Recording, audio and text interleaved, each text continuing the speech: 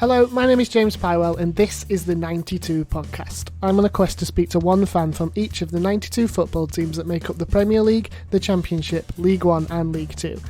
Each episode I'll shine a spotlight on a different club, talking to their fans, testing their knowledge and learning what it's like to be a supporter of their team and what makes supporting their club different from the rest. In this episode, the focus is on Premier League side Wolves. Every year, the Warsaw Twitter account tweets like, on this day, we beat Wolves 1-0 at Molineux. But I mean, for them, it was their cup final, I suppose. But anybody can draw the badge, and that to me is the key to a good football club. If you can, like Man United, fantastic club, but you can't draw the badge. Same with Man City, Liverpool, really difficult badges to draw. Ours, you need, if you're 3 years old, you can draw the Wolves badge. Now, I don't know too much about Wolves, other than that they play in the Premier League, and they have a lot of players from Portugal, which is why I'm joined on this episode by Tom from the Show Is Your Kit podcast. I'm sure he'll help us to learn more about the team and to share his own memories. Hello Tom, welcome to the podcast. Hello James, nice of you to invite me on. The Show Us Your Kit podcast is a little bit similar to this. I'm trying to collect shirts, hypothetically and virtually, of all the 92 teams. So yeah, nice to be on. You mentioned there that you are the host of the Show Is Your Kit podcast. Has anybody ever asked you what your favourite football kit is? No, and yeah, it's the one that it's very difficult to answer because I don't think it's as straightforward as I sort of make it seem, or the people that come onto my podcast make it seem very, very straightforward and easy. But yeah. I've had so many good memories from various kits, from my first kit in the early 90s to kits more recently where Wolves have done really well and got into Europe that have real special memories. So yeah, it's very, very difficult. And then you've got like I've got like a Union Berlin kit, which, I've never seen them play in real life, but it's a really cool kit. So it's very, very difficult to sort of just put your finger on one kit in particular. How long have you been a fan of Wolves then? So I was thinking about this morning, and I can't remember a particular time when I became a Wolves fan. It was always sort of omnipresent in my life. I remember when I was very, very young, I had a poster of, at the time, it didn't mean anything to me. It was just a Wolves player on my wall, but then I later found out that it was Kevin Keane, who, for Wolves fans, I think he only played one season perhaps at Wolves, so he's not a particular legend. And at the same time, we had Steve Bull, and I don't really remember him playing too much. I did see his very last hat-trick. But I went to my first game in 1998, the week before Wolves played in the FA Cup semi-final against Arsenal, and only narrowly lost to the Arsenal, who went on to win the FA Cup that year. So my earliest memories of actually going to the games are of the late 90s kind of side, where we saw the emergence of Robbie Keane. Dean Richards was part of that team as well. Other like sort of cult players, they weren't necessarily great players, but like Keith Curle, Kevin Muscat, players who have got history as not great players at the top level, but had an impact in the Championship. Kevin Muscat in particular, I know that you're a Grimsby fan. I don't know if you can remember this game, but 2002, when we should have been promoted and blew it against the Albion, he got sent off against Grimsby and cost us that game. And if we'd have won that game, we'd have been promoted. So thanks to Grimsby for spoiling that season for us. But there was a few times when I had season tickets early on in sort of 8 or 9 years old, and watching the likes of Adi Akinbaye and George Ndar. But it wasn't really until sort of probably 10 years old. In fact, it was that season. I had a season ticket for the second half of the season where we blew promotion. We were something like 14 points clear of West Brom going into the last 10 games of the season, and they just kept on winning 1-0 every week, and we kept dropping points and losing. And they got promoted and we lost in the playoffs, and I remember being absolutely heartbroken walking back to the car after losing to Norwich in the playoff semi-final. But then the following season we got promoted, and then from there it's just been every Saturday. That's what I've done, is gone to the Wolves, and then more recently I've gone home and away, and fortunately as well across Europe to see a couple of games as well. So that's been very, very positive. It's been a hell of a journey. We've been up and down quite a lot in my 20 odd years of supporting them, but it's been enjoyable, and I wouldn't change it. You mentioned that you go to Wolves games home and away. What's the atmosphere like at Molineux compared to some of the other stadiums you've been to? Personally, there's no other ground like Molineux.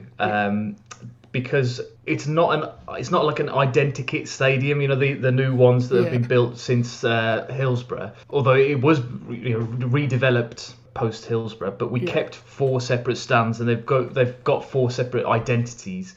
The South Bank, if you're watching on television, the stand to the right of the goal is sort of the loudest stand. It's sort of, we tried to make it like our cop, I suppose. But they sing non-stop through the game. The stand that I sit in is sort of the posher stand, if you will, the higher class of stand, if you will. There's the slightly older people. It's quieter in there. It's the Billy Wright stand, but it's nicknamed the Billy Quiet stand.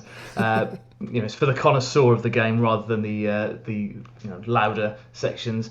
But I don't like the North Bank at the moment and how it looks. When it matched the South Bank before the redevelopment with Steve Morgan, which was 10 years ago now, it was a really good stadium because you had the battle between the North Bank and the South Bank. Even it was almost like that you see these ultras abroad where they have 2 separate ultras within the same ground, and they can't stand each other. It was almost like that. There was a lot of rivalry between the North and the South Bank. And then the only bad thing as well about the Molineux, the way that the away fans are set out all the way across the one stand. Was when you watch it on television, immediately opposite the screen, you've got the whole of that bottom tier dedicated to the away fans, and I think it gives them a bit of a boost because usually when you're away from home, you suck in the ball in one half of the game, and then you have to sort of just watch them attack the other end. Whereas we give them the whole bottom half to cheer their team on. But its location, in terms of it's in the middle of a city, there's not many stadiums now that is the case for. I've travelled to lots of grounds, and I think there's probably only maybe sort of Ipswich is the closest to a sort of city centre that I can remember. Yeah. There will be others that are closer to town centres. In terms of a city, you can come to Wolverhampton on the train, you can walk to the stadium, you can walk to the town centre, and you can have a pretty good day out. I know that Wolverhampton's not the most attractive place to go to, but if you're coming for the football, you're coming for the pub and for the football. So there's not many places that can offer what Molineux can. When it's full and when it's a night game, recently as well, we've had all these light shows and fireworks and stuff which has caught the attention of the media. I love it. I think it's what I've missed as well, is just the crackle of a goal being scored. I know that people mentioned on Twitter as well last year when we played Manchester City, Patricio saved a penalty, and the limbs behind the goal for us saving a penalty, which eventually was disallowed because of VAR, and then they retook it and scored. But the limbs would be behind the goal for that was the same as, or better than, other teams have for goals sometimes. So we're very passionate as a group of fans as well. We can't stand each other as well. If you're looking on Twitter at the minute, no Wolves fans can agree on anything, and it's very, very, it can get very, very toxic, and I've seen it get very, very toxic at Molineux as well. But it's the place that I've missed the most during this last 12 months. Absolutely. So what would you say is the best football match you've ever seen at Molineux? Oh man, I've seen some amazing games. Whenever we've beaten big teams, particularly recently, the Man United quarter-final of the FA Cup back in 2019. That is, I think, the best atmosphere that I've ever felt at Molineux. Going to the game for a quarter-final, it was the first quarter-final that we'd had at Molineux for years. Like in my whole lifetime, we'd never had that sort of bigger game. And then to win that game in the way that we did was brilliant. But looking further back, we've had a game against Leicester when we were 3-0 down at half-time in the Premier League, and we won 4-3. That was under Dave Jones, 2003. And that was actually the last time any Premier League team was 3-0 down and then won the game. So that's quite a record that we like to boast about. But the one that sticks out for me was when we were actually in League One in 2014. We were playing against Rotherham. I think we were already promoted. We'd already been promoted the weekend before. It was Easter sort of time. The game finished 6-4 to Wolves, and there were 2 hat-tricks scored in the game. Nua Dicko scored one for Wolves, and Kieran Agar, I think his name was, for Rotherham, scored a hat-trick as well. And it was just end-to-end. We were 4-1 up, then went 4-4, and then Sam Rickett scored his first goal for Wolves, and one of the best goals I've ever seen, to make it 5-4, and then there was a pitch invasion.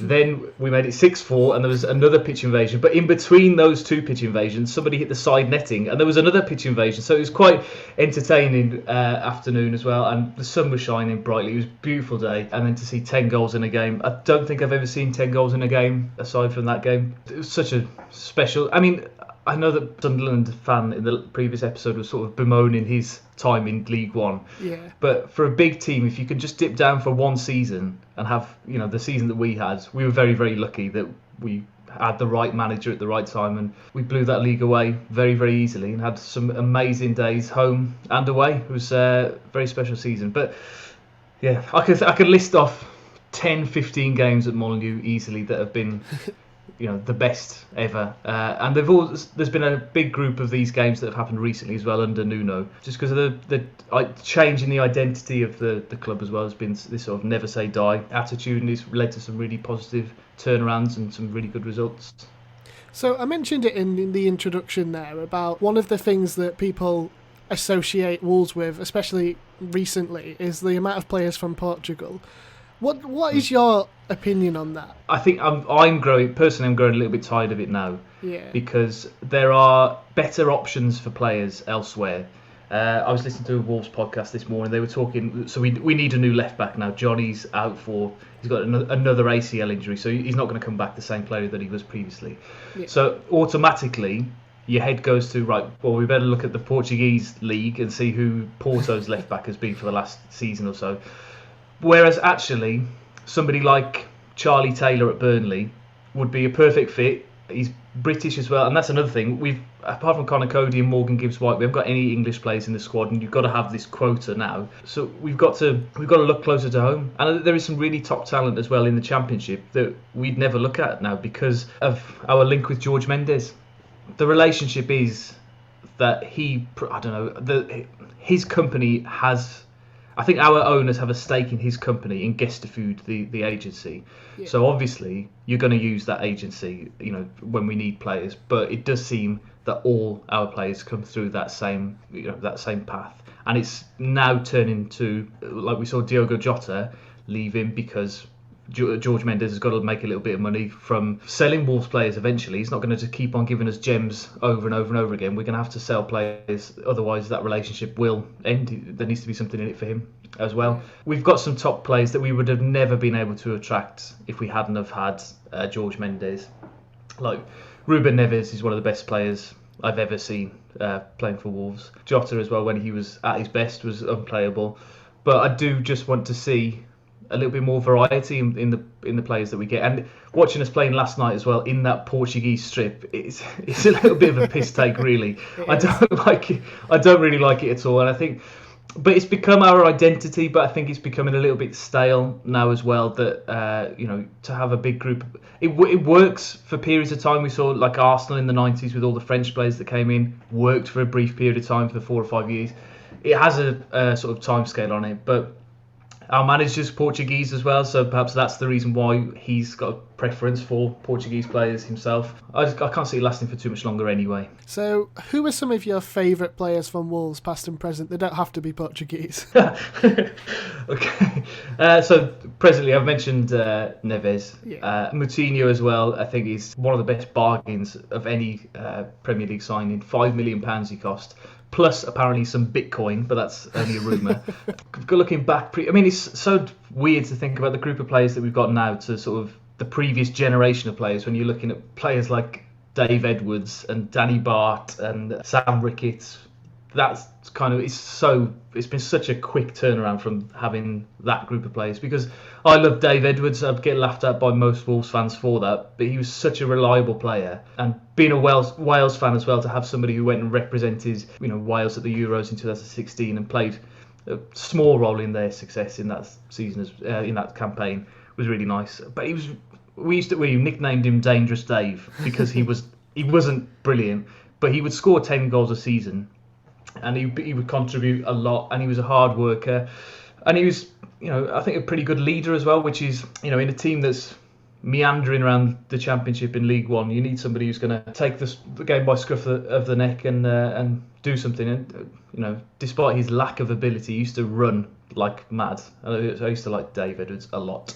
But looking further back, Alex Ray, I used to like. That was when we were first in the Premier League. Lee Naylor as well used to work really, really hard as well. So, but they're all personal choices. The ones that perhaps you will be aware of as a neutral fan will be the likes of Joe Lescott Matt Jarvis, Ebanks Blake when we were in the Championship as well, scoring 50 goals over 2 seasons.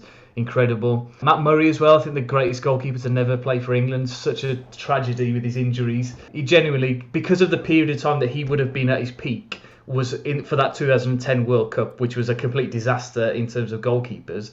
Matt Murray would have been the England number one, I've no doubt about that, and it's such a shame. I think he only ever played 100 games for Wolves or something, which is tragedy. He just didn't have any legs. They were made of poppadoms. Going further back, my first memories, I used to love Andy Sinton, who we only had for a season or so, but he was such a nippy little winger.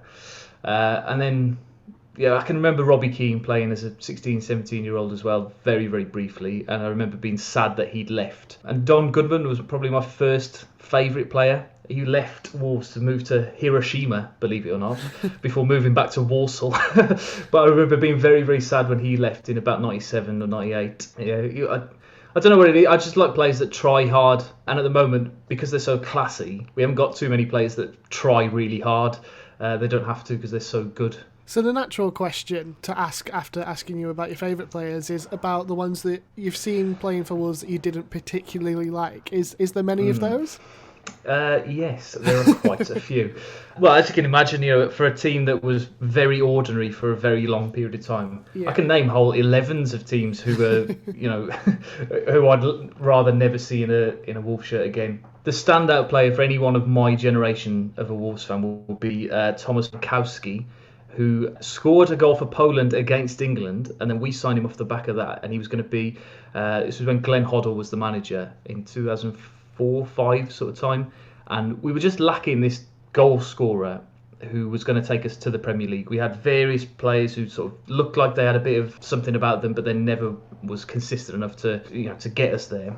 And he was signed, I don't know how much he was signed for, but it would have been a couple of million, I suppose. And at the time, that was quite a lot of money for a Championship team, for a striker. He just could not hit a cow's arse with a banjo. He was absolutely awful. I remember one time he took the ball around the goalkeeper, very much like that famous Fernando Torres miss for Chelsea at United, when he took it around the goalkeeper, and he just thought, well, surely this is the moment he's going to put it away, and he still manages to put it wide or something. You just think, well, that's it. And I think if you look at his career, I think he had a fairly decent record everywhere else, but just could not score for Wolves. And I don't know, but the fact that he was billed as this missing piece of jigsaw, that player, that he was going to take us to the next level, but he was atrocious. We've had some terrible loan signings as well. Strikers, we were always short of a striker all the time. There was one period where we had Ebanks Blake and Iwelumo, and then Keogh was a backup, so that was a pretty solid period. But when we've been relegated previously, we've had like Grant Holt as a striker. It was terrible because this was after his Norwich pomp. Yannick Sagbo, I don't know if you remember him, but there'd be no reason to remember him. He was awful. Leon Clark, when he came back for his second spell at Wolves, was just atrocious. I think he scored 2 goals in about 40 odd appearances. When we signed him, it was between him and Callum Wilson, who was scoring goals for fun at Coventry, and we went for Leon Clark, and Bournemouth went for Callum Wilson, and the rest is history. They got promoted very easily with him, and we struggled. There's been some terrible, terrible players over the time.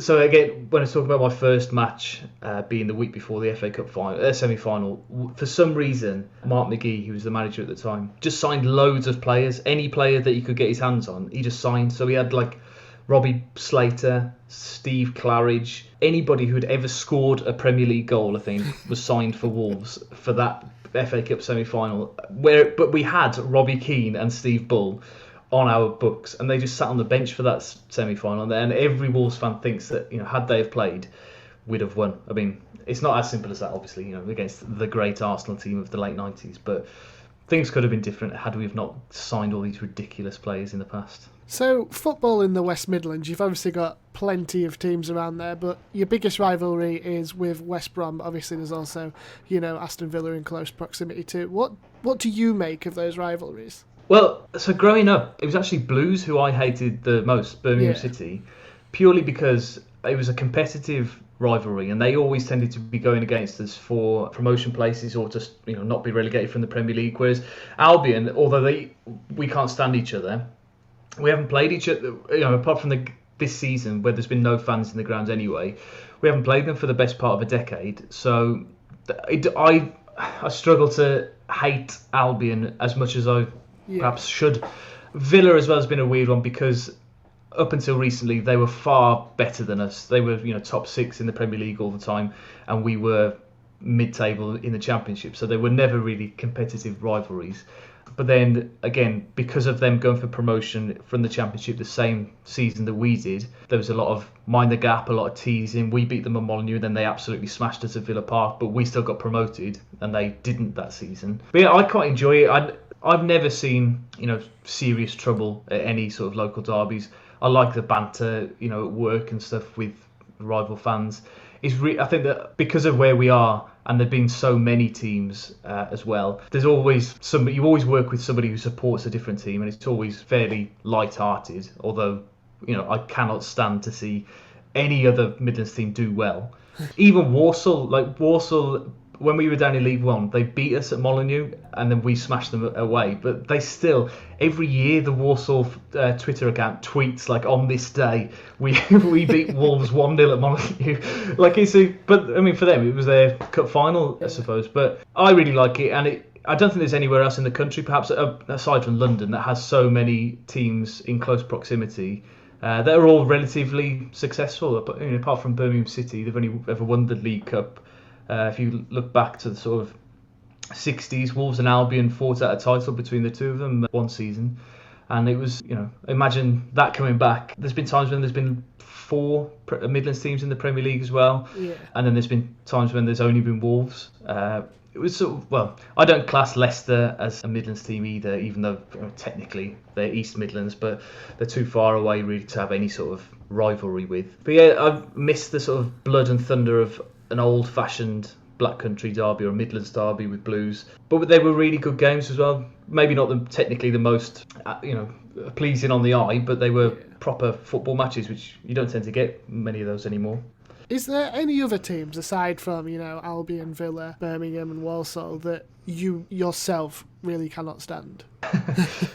Yes, I don't like Chelsea at all. A friend of mine who I do another podcast with is a Chelsea fan, and I can't stand. They were the first of the sort of like plastic teams that were bought by these billionaire owners and then just filled with superstars. And I can imagine that if you were a Chelsea fan for years, then that's quite an exciting thing to happen. I can imagine as well there's quite a few supporters of other clubs who look at Wolves in the same kind of light now that we've got money and we're signing players in a particular fashion and people don't like it and it's not popular.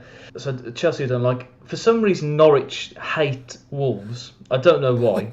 I think it's either because Kevin Muscat broke Craig Bellamy's leg back in the 90s, or there's something from the 70s, some FA Cup match or something like that where there's a proper derby kind of feel about it. But yeah, I don't have the same sort of feeling for Norwich, but for some reason they can't stand us. Who else do I not like? Cardiff I don't like really at all, but that's because so my family come from South Wales and they were Swansea fans, so naturally then you are brought up to not like Cardiff. But Wolves and Cardiff have had a bit of a rivalry as well in the past. Again, I don't know where it stems from, because I suppose Cardiff don't have many rivalries at all. Bristol, I suppose, is apart from Swansea, is their closest one, and they haven't been in the same division all the time, so perhaps the Midlands teams have been there the next one. But yeah, apart from that, I'm just trying to think as a fan base if there's any that we don't get on with at all. But I don't know, I think nobody particularly likes Wolves, I don't think, from the outside, although we're sort of starting to become a bit of a hipster choice for teams because for neutrals or for new fans or for foreigners, they do tend to like Wolves because of our badge and our unique kit colour as well. But no, there's not many other clubs that I don't like at all. Crystal Palace is a pain to get to. I don't like that, and it's a horrible ground. But they're fine as a club. I mean, I've got nothing against them. So we've discussed what it's like to be a fan. Now it's time for us to test your knowledge. You're going to have 5 questions about Wolves and 5 questions about football in the 92 in general. Are you any good at this kind of quiz? Oh, well, ask me at the end. I always think with Wolves trivia that I'm pretty good, and then people will say, people will throw me a question. I've got real blind spots from where I've not been to games or had a season where I've not been to as many, and I can't remember certain things. So if you ask me the right questions, I'll be okay. I think these ones are teetering on the easy side this time. Okay. So Okay. we'll see how you do. So question 1, what shirt number does Nelson Semedo wear? Oh God. I think it's 22, is it? It is. Phil Brown returned to manage which League Two side for a second time this week? I don't know if they're in League Two now, but I think he managed Southend in the past, so I'm going to go for Southend. It is Southend. Oh, yes. Who scored the only goal for Wolves last time they faced Fulham before last night? Pedro Neto. It was. Which Man City player signed a new deal to keep him at the club until 2025 last week? I did see this one as well. This was Kevin De Bruyne. It was. Ruben Neves signed for Wolves in 2017 from what Portuguese club? He signed from Porto. Can I get a bonus point for telling you the fee? Yeah, go on then. It was £15.8 million. Very precise, well done. Which team plays their games at the New York Stadium? That's Rotherham United, isn't it? It is. Cristiano Ronaldo was the first Portuguese player to score a hat-trick in the Premier League. Which former Wolves player was the second? Jota. It was. Against Leicester. Another bonus point. Who is the current longest-serving Premier League manager? Oh, how long do I get for this question? I think. It's got to be Sean Dyche, isn't it? It is Sean, yes. Yeah. Wolves were the first team in the Football League to be awarded what in September 1891? Oh, is it penalty? It is, yes. And your final question, Derby hold the record for the lowest ever points tally in the Premier League. How many points did they get? It was 11 points. It was. So you got 10 out of 10, add on your 2 bonus points, so you actually got 12 out of 10, well done. Wait, I'll take that. So I'll ask you again now, how do you tend to fare in quizzes? Oh, excellent, better than perfect. So let's move on to talking a little bit about this season then. How would you rate how the season's gone so far? Very poor, very underwhelming. We've been very unfortunate as well with injuries, and I think you've asked me about Molineux as well as a ground earlier on. It's been a huge factor this year, being behind closed doors. Yeah. Particularly when we've been the underdogs for the last 2 seasons. I know that we finished 7th both years, but we've been the underdogs in 60% of the games that we've played, and we've won games that we would not have won if we didn't have the backing of the crowd. That's been a huge factor this season. Everybody knows about Raul Jimenez and his injury, and that has been the biggest factor, I think.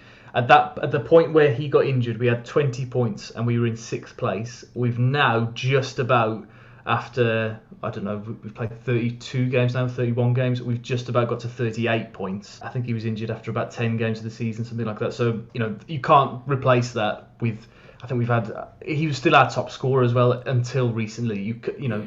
It's been a huge miss this season. But more so than that, Johnny at left back, we missed him for the first half of the season. He's come back for probably 10 games and now he's done his ACL again, so he won't be playing for a long time. But we've tried to change shape and things like that through the season. We've had such a long season last year. I think it is now a record that it was 13 months or something like that. We started in July 2019 and finished in August 2020, which is a ridiculous. I know there were 3 months in it where we didn't play football at all, but the European campaign has started to take its toll this season, whereas everybody was saying that last season it would take its toll. But when games are coming thick and fast, the players weren't really thinking about it. They were just playing and playing and playing. Then they didn't have a pre-season at all. I think there was something like 11 days. We've had gaps in this season between fixtures that have been longer than that, which is ridiculous, really. I don't know why the Premier League decided to just start the season like the way they did. They should have left it a month or so, given teams the chance to rest. Because although they did have 3 months off, they weren't off in that time. The players didn't know when they were coming back. They had to keep themselves match fit throughout that whole period because they thought, at the drop of a hat, they could be playing. I'm hoping that we can get. Well, we're safe now. The result against Fulham the other night has made us pretty much mathematically safe. It's going to be a hell of a turnaround if we do manage to get relegated from this point. But I just want to get this season done.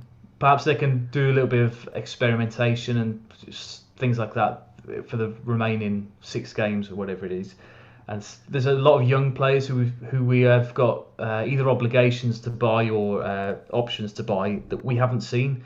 Vitinha, who played for Portuguese under-21s recently against England and was amazing by all accounts. But he's barely played a minute for us, which is, you're not, as fans, we can't sort of back the signing of him for £20 million when we haven't seen him at all. Yeah. He might be the best player that we've ever seen, but we haven't seen him. We've tried to change, as I said, shape. So we've consistently played 3 at the back or 5 at the back, however you look at it, for the last 3 years under Nuno. We're really, really negative and defensive when we play in that way.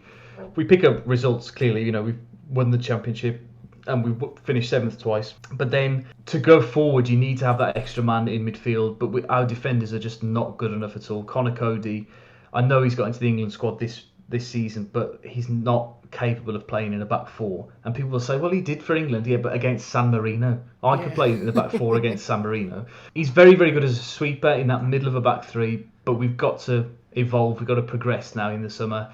There's rumours about how much money, or the lack of money, that might be available to the manager in the summer, because Fosun, our owners, are an investment firm and they've got lots and lots of money invested into things like Club Med, Thomas Cook. So obviously they'd have lost a lot of money over the last 12 months because nobody's been going away, and they're going to have to recoup some money from selling players. And unfortunately, the rumours are that it would be the likes of Neto, Neves and Traore who are sold to raise funds for new players to come in. And it is the sort of period of time that you'd expect, the sort of lifespan of a squad, 4 seasons under the same manager. Doesn't happen very often now in football, really, to have that length of time with the same players. So I am expecting there to be a change in the summer. I don't think the manager will go. He's only just signed a new contract and he's like a messiah here as well. So I've no doubt that he will be at the heart of everything that comes next. But it's going to be another transitional year, and I put your money on Wolves to not do very well next year as well. I think it'd be bottom half of the table again. But the owners have very, very lofty ambitions. They want to win the Premier League by 2025, so they're going to have to get their skates on in the next couple of years. But it's sort of been the transfer policy of the last 12 months is to sign young players. Fabio Silva is coming for £35 million or something like that, having played 1 game of senior football before he came to Wolves. He hasn't shown a lot of promise, personally. I don't think he looks very athletic at all when he runs. He doesn't look like a footballer, but he did score a really good goal against West Ham the other night. He set up the goal as well last night. So I'm hopeful that he will start to grow into bulk up a little bit. He's only 18, but that's the kind of way that we're going. Is we're not buying instant success. We're growing, and even if it is, Fabio Silva might become the best player and we sell him for 70, 80 million in a couple of years' time when he's matured. And I think we're still at that really awkward stage of a transition from a very ordinary team into a great team, where you do have to sort of let go of some of your favoured personnel for the short term, for long term games. And we've seen that with Doherty as well, been at the club for years and years and years, and has gone on to Spurs and has not done very well. So it's been a very difficult season as well, just to be at home and to have every game shown on the television. I don't know what it's like for you guys lower down the leagues, but it seems like I don't know. I'm finding it very, very difficult to sort of get myself up to watch these games at the moment, particularly the way where we are in the table. There's no real context to the games. We can't win anything. We can't get relegated. Yeah. So it just sort of seems like you're obliged to watch it because you're a Wolves fan, but there's no enjoyment there at the minute at all. So looking ahead to next season then, are there any players that you'd like to see come in? Obviously, every football fan will say they want to see like the Ronaldos and the Messis, but what realistic players would you like to see come in for Wolves? Well, I'm always hopeless at this when people ask me, like, give me some specific names. But I can tell you that we need a new defence. We need 2 new centre-backs and we need a top-quality centre-back. We were linked a couple of years ago. I think when we first came to the Premier League, we were linked with Ruben Dias. Yeah. And they were saying, and Wolves were saying, oh, well, you're not paying £50 million for a centre-back. But, now look at him. There's a reason why he's that kind of money. And so we definitely need a world-class centre-back, and we're going to have to pay for it. And whether that's through selling Neves or Traore, somebody like that, to raise a bit of money. We need a centre-back. We need a midfielder as well, creative midfielder. But again, like I've just mentioned now, Vitinha, again, I think he's only 19, something like that. and he's quite creative and exciting football to watch. Apparently, we haven't seen enough of him, so it might be that he just comes in. But Moutinho is now 35, I think he is 36, and he's starting to look it. Whereas last season and the season before, he was really good and he would very, very rarely give the ball away and he was very reliable. Now he's very, very shaky, and we need to improve on him. And a striker as well. So basically, a new core of the team. We need to, through the middle of the pitch, we need players, because although Jimenez has recovered and will play again, there was a point where it looked like he might never play again with a head injury like that. We saw like Ryan Nelson years ago. They can recover and they might not. But he's not going to play this season, but it's likely that he'll go to the Olympics with Mexico, which is a good sort of tester for his fitness, and hopefully he gets through that. But you can't rely on him to come back as the same player that he was when he got injured. No. We need to have somebody who's going to be able to score at least 10 goals in a season.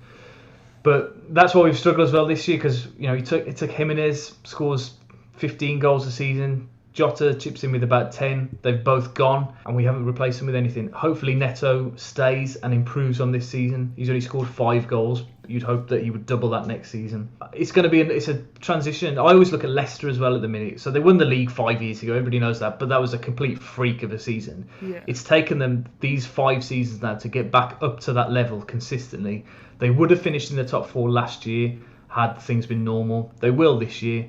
And they've built a solid squad, one of the best squads in the Premier League, I think, outside the top 2. And that's what we need to sort of model ourselves on. Yeah, we will lose the odd top player, like they lost Mahrez and Kante, but we'll keep on building and growing for the next few years. So we are one to watch, but not in the immediate future.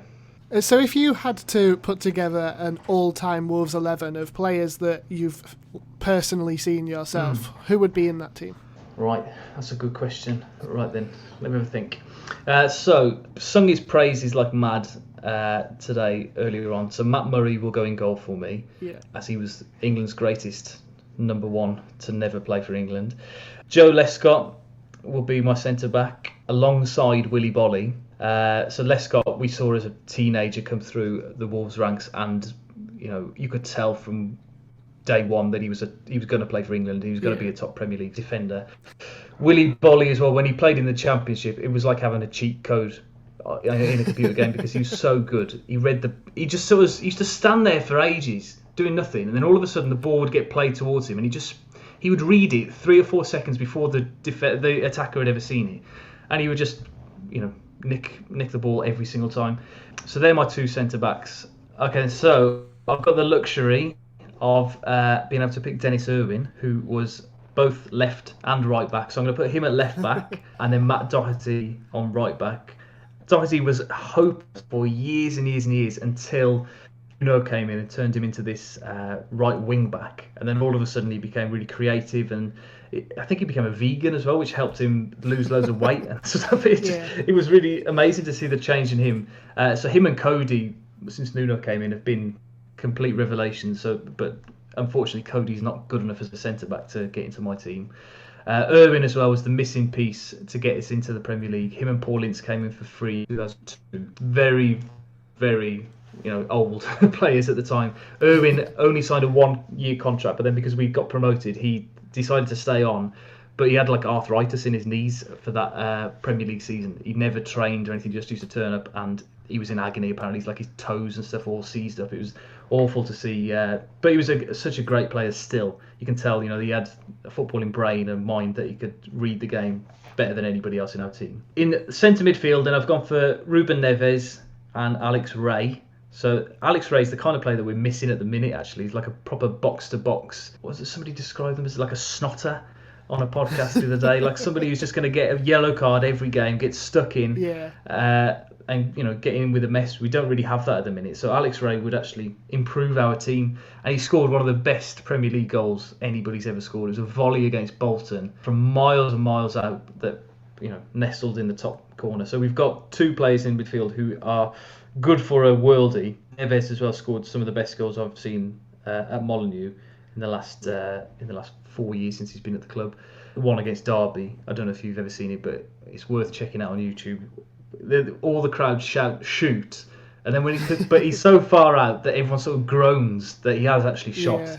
And then he goes in, and you look at the faces behind the goal when they show that replay, and it's just astounding. I've actually got a framed picture of that goal on my wall. That's how much I love it. So the wingers, I've actually gone for two wingers who played together during Mick McCarthy's era. So I've gone for Michael Kitely, who we signed from Grays Athletic, but in the conference I think we had him on trial or something, and then we signed him for nothing at all. And he could have played for England as well. He played for the under-21s a few times and was so unfortunate with injuries that he just never could play consistently in the Premier League. He had all sorts of niggles and stuff, which is such a shame. But then on the other side is he did actually get a cap for England, only one, but Matt Jarvis, who used to play on the left, but he could only ever use his right. So it was the same trick every time. He used to run down left-hand side, cut in, and then would either shoot or cross with his right foot. But he was such a top player for Wolves. Strikers, again, one from the current era. Jimenez from the current era.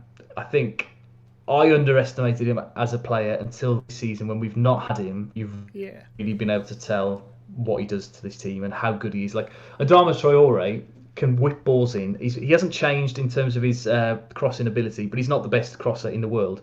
But Jimenez works so hard to either predict where the ball's going to go or move to where the ball ends up. That's how their combination worked. It's not because Traore is great, it's because Jimenez is amazing. He's like a mind reader. And then Ebanks Blake, for that couple of seasons in the Championship, there was nobody like him at all. We signed him for $1.5 million because that was the price that Plymouth Argyle had put on his head as sort of like a release clause. And we were the first team to notice this and to snap him up. And he was unbelievable. But then never really did it in the Premier League. I think he was injured the summer before the Premier League season started for us. Lost his place to Kevin Doyle and then never really got back into the groove at all. But a really enjoyable player to watch. So the final thing that we always get our guests to do now is pitch your team. So if you've got to pitch Wolves to somebody who maybe is new to football, how would you pitch it to them? Well, there's loads of things.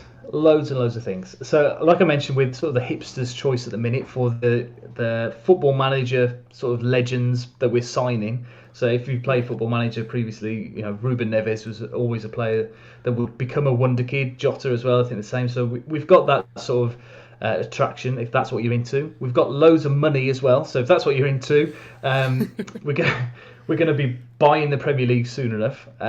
Then we've got a tradition as well. So even if you're not into hipster stuff, if you're a traditionalist, we've got some incredible history. We've won the First Division 3 times. We were the pioneers of European football. If it wasn't for Wolves, we wouldn't have the Champions League today. The floodlit friendlies in the 1950s, first ground to have floodlights, and therefore we invited over Honved, who I know are not the greatest team in the world now, but they were the Hungarians of the 1950s who beat England 6-3. Wolves then beat them, pretty much the same team.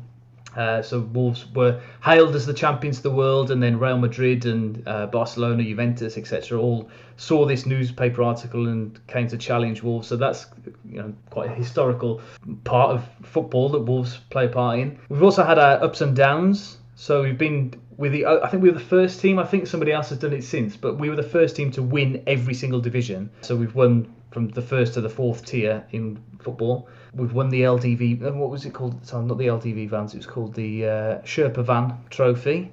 So we've won everything. We've won the League Cup, we've won the FA Cup, we've won the LDV. So I think that we're the only team to have completed everything. There's no other team who's done what Wolves have done. But also, just as a complete outsider, and what attracts children to support Wolves as neutrals is the colour of our kit is not like anybody else. It's not the same as Hull. They play in amber. We play in old gold, which doesn't exist as a colour. So it's really difficult to get a shirt that actually looks old gold. That's why we play in orange, basically. The badge, you can draw the badge.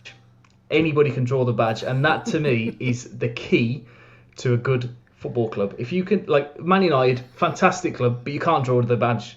Same with Man City, Liverpool, really difficult badges to draw. Ours, you need, if you're 3 years old, you can draw the Wolves badge. And also, if you're into, a day out for the football, one of the only city centre football clubs left. So come to Wolves.